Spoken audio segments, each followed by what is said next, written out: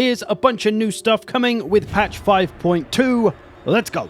Kicking off with the Deeps, a new building mechanic for the dwarfs, which first and foremost, you will need High King decrees to be able to build anything, but don't panic, they're easy to acquire. You can get your first one from your Lord's skill points, and you'll get a bunch from upgrading the Deeps anyway, but this is a currency to kind of limit how many Deeps you can actually build, because it is powerful stuff. So what you'll find on your building menu now is the option to construct the Great Gate. This is your entrance into the deep dark underground, which once built will give you this little button like Skaven Undercities, where you can see you've got a whole nother city down here for you to build up. You start off with a bunch of block tunnels though, you have to unlock those as you upgrade the main settlement, but there's all these new unique buildings down in the deeps which will buff you up in various ways, in your oath gold, in your money, in your growth, in your trade, all sorts of different ways to help buff your faction up. And you might be thinking, hey, why have the dwarfs got more stuff? They just got an update, goddammit. Well, it's largely because people weren't huge on the Age of Reckoning system and how it kind of forced the dwarfs to have to play aggressive to keep up with that system. It's not terribly dwarfish to be super aggressive and expansionist. They're generally a little more defensive, right? They want to stay in their mountain holds. They'd rather have one settlement that's just massively powerful rather than 5 smaller, not so powerful ones. So this ironically allows the dwarfs to play tall rather than wide, and it gives a nice bit of depth, pun intended, to the dwarves and their building system. You can see the extra stuff that you can get with certain criteria being met here. Like this one, you get extra trade if you're near another dwarf faction, or this one, when the province isn't fully controlled, you get minus 15 diplomatic relations with a few factions. So there is a bit of a balancing act you have to do, because there is some negatives and positives to various places. Like this place, the unstable magma caverns, it's all negatives. Why the hell would you ever take this? Well, it's so that you can get the next place, which will bring you those positives, some XP buffs and item discovery buffs at the expense of some chaos corruption and less control. So yeah, a lot to play around with here, a lot to manage. If you do like to build tall and you don't just want to expand everywhere, maybe you just want to stay in your mountain, this system will be perfect for you.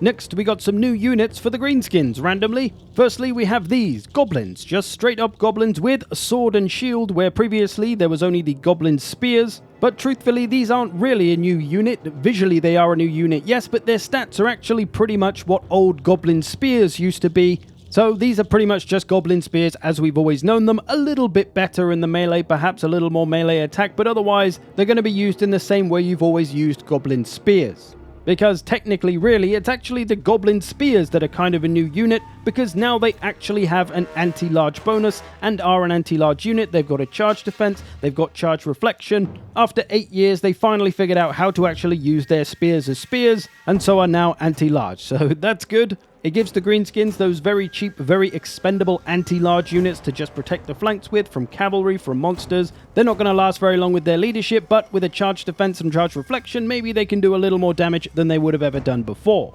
And we got a slightly better version of pretty much the same thing, as we now have Orc Boys with spears as well. Again, an anti-large unit, bonus versus large, charge defense, charge reflection. Do note the low melee attack though, only 20, so these are going to be pretty rubbish against other infantry. The same as the Goblin Spears as well, they also have low melee attack. So you really only want to focus large with these two units to make them do anything useful. But really nice for the greenskins, anti-large is one of the holes in their army, so this fills that just a little bit.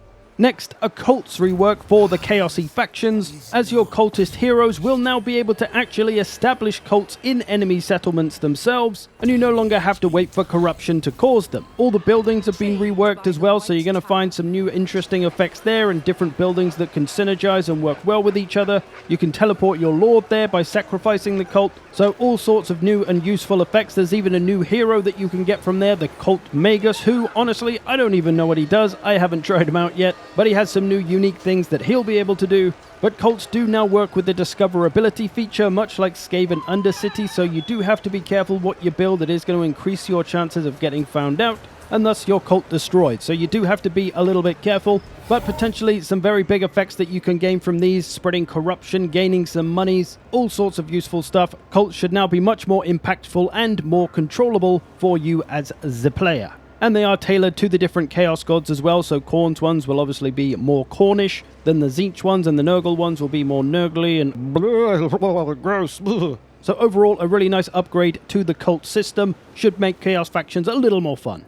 Next, another rework, this time for the Chinese with the Ivory Road rework. That is, of course, the Cathayan Caravan system, which now from the get-go will allow you to set off 2 caravans rather than 1, so potentially double the profits. And there are a few new locations as well, Barak Var being one, Nuln being another, and Gisaro being a third.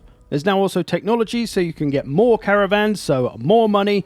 And caravans will now gain a unit when they complete their journey, and it will be a unit faction appropriate to where you've gone. So for example, going to Barak Var here, a dwarf settlement, I've gained an organ gun from the dwarf's roster, so that's a pretty powerful addition to my caravan. And I've also gained a unique item as well, a pretty powerful one at that, so some nice buffs from completing your caravan journeys and making the Ivory Road much more profitable for the Cathayan factions.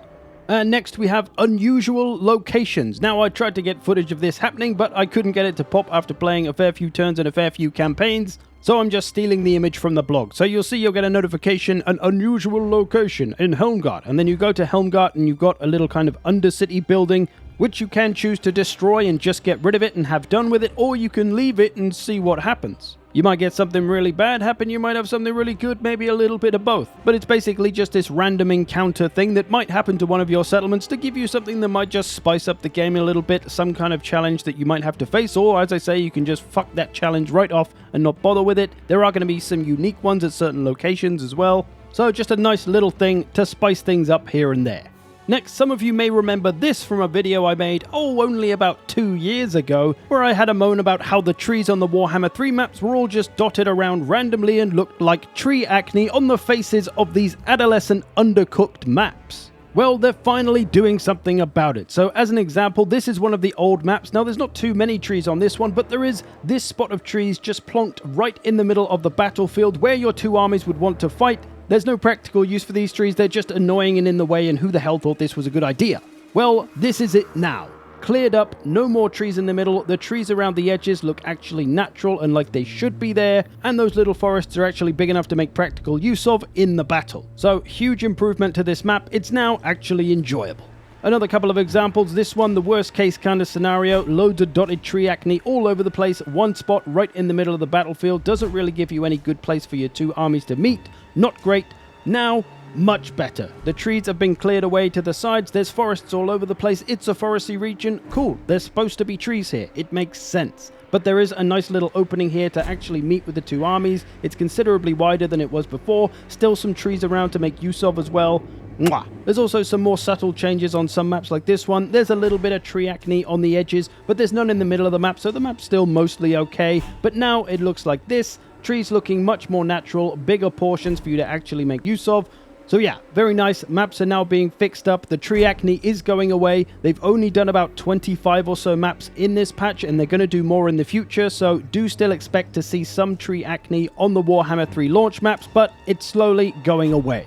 And that about does it for most of the bigger things in the patch. I will give an honorary mention to the apparent increase in difficulty in the higher difficulties, but I don't have too much to say on that as I haven't really tried it out yet. I only had access to this patch a day earlier than you, so I don't really know yet, but supposedly it's supposed to be a little bit harder. Interested to see how that works out. I hope you've enjoyed this. Thanks for watching. Thanks to all the patrons who support this channel.